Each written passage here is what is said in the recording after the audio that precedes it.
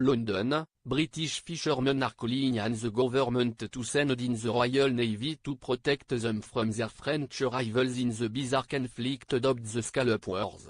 And to the day a fleet of more than 30 French vessels rammed a group of 6 British scallop dredgers, an attack one shacking English fishermen described as like a scene out of Vietnam. Flares, racks and even petrol bombs were flown at the British ships and many in the UK have even gone as far as calling for warships to step in and protect the fishing fleet. Brian Whittington, skipper of the Golden Promise, said, "It was scary, I've never experienced anything like it. Shacks, flares, racks were being thrown.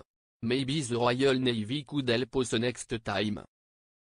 Mike Park, chief executive of the Scottish Whitefish Producers Association, told Fox News, "We are disappointed at the reaction of the French and we're disappointed the French were not willing to sit down and agree terms earlier this year. It's dangerous enough profession as it is without this sort of action. It's the role of the Royal Navy to sort things out. We don't want them there to act as our protectors, but we think it would be valuable to be able to ask for their support. The French Navy was there but they didn't get involved.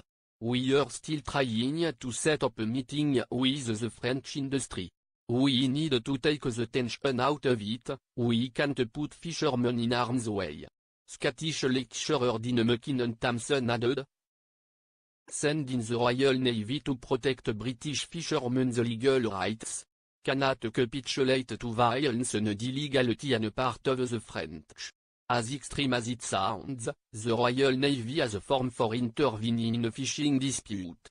The Cod Wars were a series of disputes between Britain and Iceland running from the 1950s to the 1970s over the rights to fish in Icelandic waters.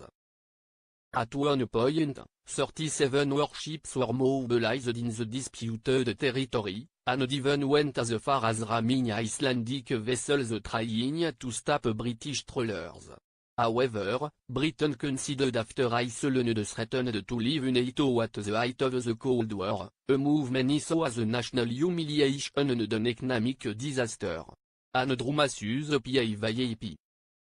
The root of the latest conflict lies in the Bay de la Seine in the English Channel, a stretch of water just north of the Normandy coast famed for scallops, a flavorful shellfish commonly found on sheltered seabeds. British boats are allowed to dredge for scallops in the bay under European Union law, but French law bans the practice for locals between May 15 and October 1, when they reproduce. The French are furious that the British scallop dredgers are allowed to pillage while they are forced to miss out on the valuable oil because of fears over conserving tax.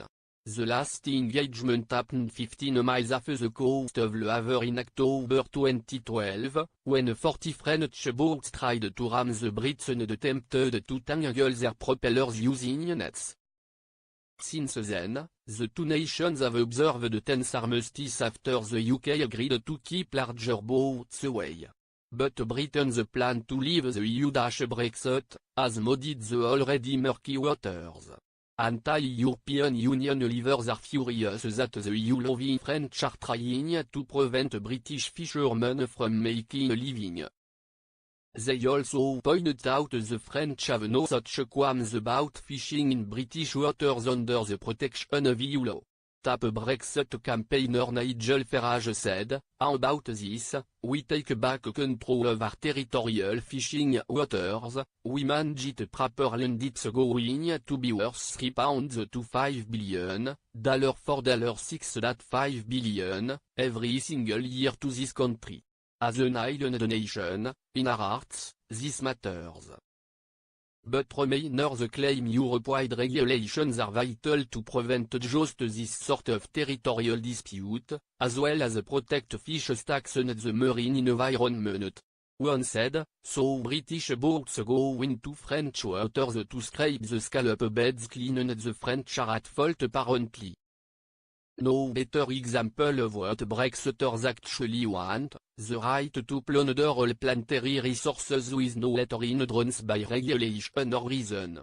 Michael Gove, the British Conservative Environment Minister, who has been accused by his own party members of being weak on the issue, according to leaked WhatsApp messages seen by the Daily Telegraph, told the BBC the UK boats were fishing illegally. My heart goes out to the British fishermen who were caught up in the terrible scenes that we saw happen earlier this week, he said. They were fishing entirely legally, they had every right to be in those waters, and we talked to the French authorities in order to ensure that we have a protocol. The head of Normandy's fishing organization Dmitry Ragov condemned the violence. He told Reuters. There should not be any brawling, that could end badly.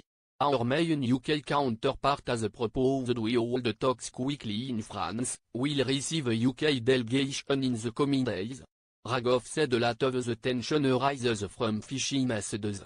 Normandy fishermen tend to operate from small family-run boats, while some of the British vessels are larger floating factories that process and freeze a massive amount of scalps. In the past 2 years, we feel our British partners do not want to negotiate, maybe because of Brexit, Ragov added. If everybody dredges for scalps all year round, soon there will be none left.